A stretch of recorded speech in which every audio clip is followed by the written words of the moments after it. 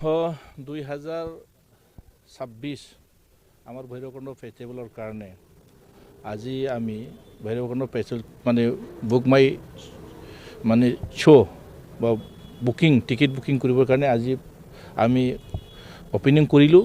ইয়াৰ কাৰণে মই সকলো ৰাইজক অনুৰোধ কৰিম যে আহক ভৈৰৱকুণ্ড ফেষ্টিভেলটো চাবৰ কাৰণে।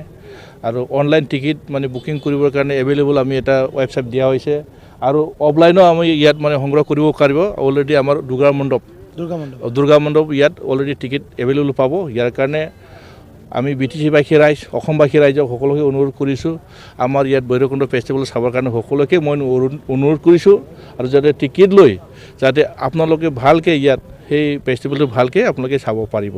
সেইখিনি আজি এই টিকেটটো আমি আজি মুকলি কৰি দিয়া হ'ল। আজি ওদালগুৰি টাউনৰ দুৰ্গা মণ্ডপত আমি অস্থায়ী কাউণ্টাৰ মুকলি কৰিছোঁ ভৈৰৱকুণ্ড ফেষ্টিভেলৰ।